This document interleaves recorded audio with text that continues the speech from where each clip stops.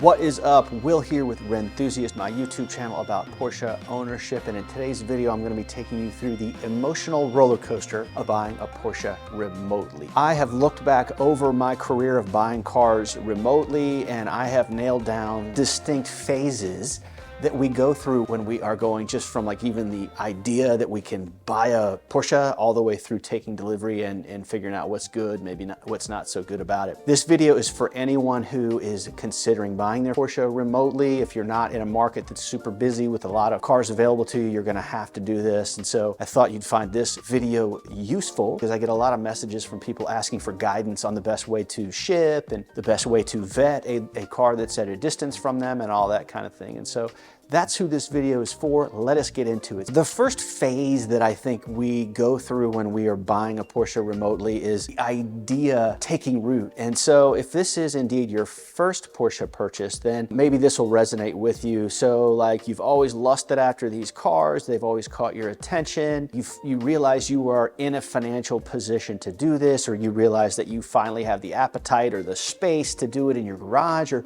for whatever reason, like this idea takes hold and you start to get super excited about it. You have these, I'll say, like kind of unrealistic expectations about how your whole life will be transformed when you buy one of these cars. That's phase one. It's definitely psychological in nature. It's fun. If it's your first Porsche purchase, if you have reached the financial level where you can afford it, it's a sense of achievement in your life. And so that is phase one, is the excitement phase. The next phase is like the research phase, and I hope to God that if you're watching this video and you're considering buying one remotely, I hope you do your research. There's a couple of different like areas of research I'll talk about. I have done a lot of videos on this topic, but it's all about like going online and understanding what each generation of Porsche will bring to you in terms of joy and pain. A lot of times it's not realistic for us to go and test drive the exact generation that we are wanting. And you know, you get this idea from really sexy Instagram pictures or really fun looking rallies that have the cars that the car that you're looking for, and you have this fantasy about what it's going to be like. Well, you need to, if that's the balloon, you need to tie that balloon down to the ground with a reality check. The research is go look into what that generation has going on, what kind of deferred maintenance needs to have happened with that generation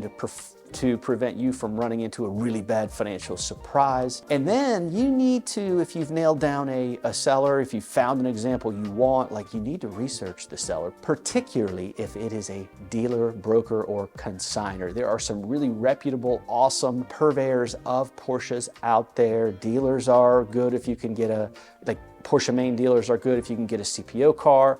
But you know, when it comes to air-cooled, please do your due diligence on the dealer. So a lot of great companies out there brokering good cars, but there are also some rather unscrupulous folks out there that are looking to cash in on the air-cooled fever. So do your research there. During this phase of like the chase, I mean, you know, I think you gotta stay objective. I know for me, I get into the trap of getting super excited about whatever I'm working on in my life, and I start to overlook the negative side of things.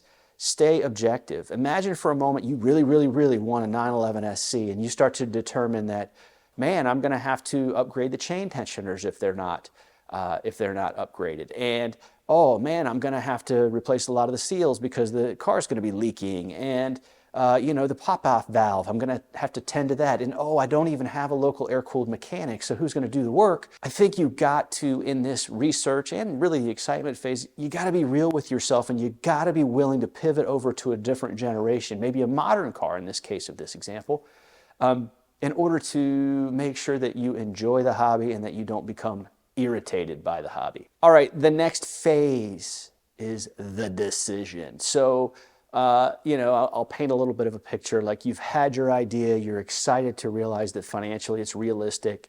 You've gotten your wife or significant other to sign off on the purchase.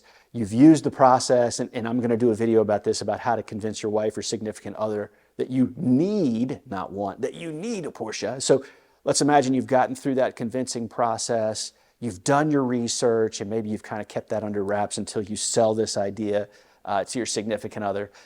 But now you've made the decision, you are gonna actively begin contacting sellers. And so in this phase, like it's super exciting and you're still early on in the whole process though. So maybe you're not looking at any of the negative sides. And I would encourage you to enjoy this. This is a moment where, like fantasy, you could see it becoming reality. All right, the next phase is very closely tied to the decision phase, and that's the hunt. I did a video a while back on where to find an air-cooled Porsche, specifically if that's what you're going after. I will link that video at the end of this video. In that, I share all of kind of like the online places and offline places that I have found to be really, really valuable in finding good cars. And so that video might be of use to you. That's at the end of this one. In the hunt phase, I'll just speak from my personal experience. As I shared with you earlier, I get really excited about whatever I'm working on at the time, whether it's like business stuff, personal stuff, Porsche stuff, non-Porsche stuff. But I know that when I'm on the hunt, like I am on my phone constantly. This is embarrassing. Like I even start to get what my massage therapist calls tech neck, because I'm staring so often and I'm going from site to site to site. And the reason is because it's very, very competitive out there. I think it's slowing down a little bit, the Porsche market, but over the past couple of years, man, any cool examples come on, you better be the first person to reach out, because guess what? Somebody else is obsessively chasing the same car you are, and it's gonna get bought. And so during that hunt phase, man, like that's the fun part, but it's also the nerve-wracking part. There's an old adage in the Porsche world is that you're buying the seller, not necessarily the car, or maybe you're buying the seller as much as you're buying the car, and I have found that to be true. You want to get on the phone with the seller, and I'm telling you, don't act too eager. This is the phase in which you're going to have to play some games. It's the used car business in the case of most of what you're going to be looking for. And unfortunately, and I hate this, but unfortunately it has posturing in it, and it has kind of, there's just a lot of psychological gamesmanship going on. And I think it's about like the pride of winning. Winning in a car deal, it seems like there's a dynamic where there always has to be a win-lose kind of thing in a car deal. Anyway, I digress. When you first contact this seller, ask the story of the car. Ask questions and shut up. Ask a question, listen for however long, ask another question, and then go back to that first question and ask for some clarifying information. What I'm looking for in those conversations is like, does the seller feel honest? Are they disclosing everything about the car? Have they told me about maybe some of the things that need to be done to it? I feel like that's very, very important. I know my favorite cars that I've owned, I bought them from people that I still consider friends to this day. It's a little weird for me, but I feel like that's part of my ownership enjoyment, is that I feel connected to the previous owner. And I feel like I hadn't been taken for a ride. I have received a Porsche that was well loved, and that it was time for that person to pass it along to the next caretaker. What I hate is when I feel like somebody dumped a problem car in my lap. And so during this contact phase, like, get to know the person, Google them, even if it's an individual. In the ad pictures, here's an inside tip that I've taken a little bit of heat for, but if there are pictures of the car in front of the house in the ad, like, what does the house look like? Can you even see into the garage? Is the garage clean? These little clues are going to help you understand what you're dealing with here. All right, let's imagine you get to a place where you feel comfortable with the seller. You've already like gone through the first few phases of this remote purchase process, and you're now ready to negotiate. I'll just generally find a middle ground pretty quickly. It's generally like, hey, like, what's your absolute best price? I mean, that's the question I ask, and then I shut up. And sometimes they'll just give you the number, and sometimes you'll hear them. It's kind of entertaining. They'll talk themselves down if you just stay quiet. So that's the negotiation phase. I am not an expert. I'm sure there's tons of content out there on that. Once you get out of that, the next phase is kind of like what I'll call the deal phase. You guys both feel as good as you can about the number you've landed on, the conditions you've landed on. You feel good about the research you've done. You get to a place where some of the tension of the negotiation phase has subsided. And so this is where I think the fun and the uncertainty starts. So for me, if I strike a verbal deal, I'm not necessarily backing out because I don't feel good about that. I'm a man of my word. I will often say, okay, we have a deal contingent upon the satisfactory outcome of an independent pre-purchase inspection, which I'll get into in a minute. You know, once you get to that deal phase, like, I personally feel committed, and so that's where some of my anxiety will come into play, because this is how I think, unfortunately, is that I'm kind of anticipating something bad happening. So after the deal phase, I feel good initially, I'm all stoked up, and then I start to get in my head. Next phase, the PPI phase. This is the next thing you want to do when buying a car remotely, and this is absolutely crucial, and I have made some mistakes here. Listen closely. You need to find a shop of your own local to the seller and have them go through the car. Do not spare any expense.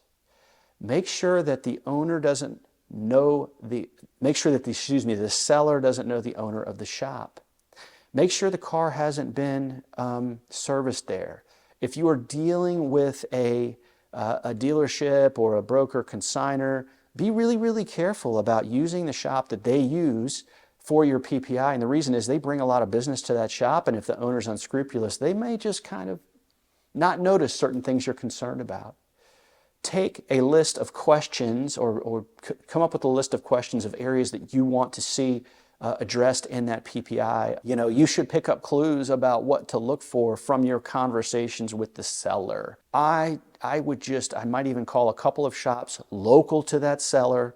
And with air-cooled, you want air-cooled specific shops, but I would just call a couple of them if possible, get comfortable with them, feel good about them, because this PPI is going to, I don't want to say make or break your joy, but certainly it's going to influence the rest of this process when you're buying it remotely. So I'm not going to get into all that. There's two things here that I would say about this content, this channel. I'm not necessarily mechanically inclined. I don't have any videos that take you through the nuts and bolts of how to literally evaluate a car in a PPI from a mechanical perspective. But I do know the general areas you're going to look for. Maybe just do your research online. Like with air-cooled generations, I touched on this earlier, like what does a specific generation need? That's the PPI process. Be very, very careful with it. So let's imagine it passed the PPI to your satisfaction. The next phase is really finding a shipping company and the shipping pickup. And so I have a lot of people who reach out to me asking for recommendations on car transport. I have, like I said to you, I bought many a car remotely. I do have a broker contact. If you want to reach out to me, you can hit me at Rennthusiast TV on Instagram. I'm happy to share my contact with you. I've found somebody who's really, really good at finding me good shippers. So I'm happy to share that information with you. You find a transport company, you got to make a decision. Do you want to go open or closed? And I would generally recommend enclosed. It's going to cost you more money, but I have had cars show up that I shipped open, and I've had like shipped windshields, or I had things have happened to it. So along the lines of the shipping pickup, you're going to want to get pictures, video of the car, like right before it goes on the trailer, maybe even as it goes on the trailer, but ask the seller to provide those to you.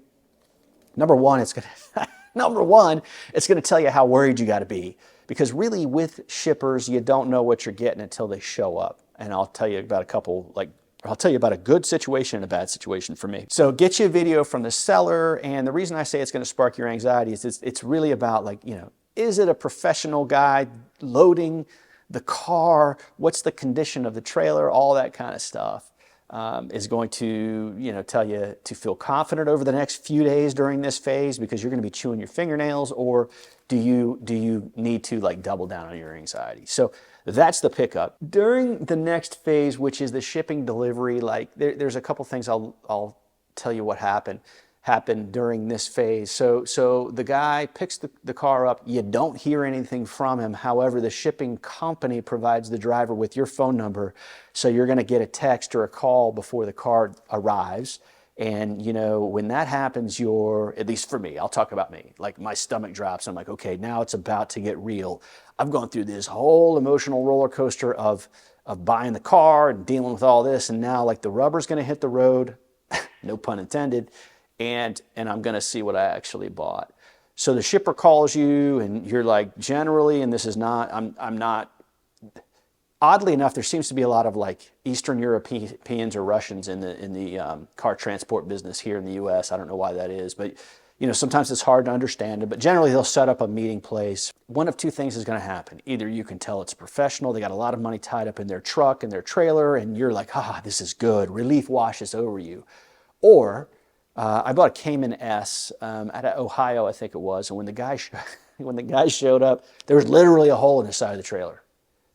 And I'm like, Jesus, no. Like, I thought maybe he hit something with my car in it, but thankfully he hadn't. But like, there was a hole in the side of the trailer. Are you kidding me?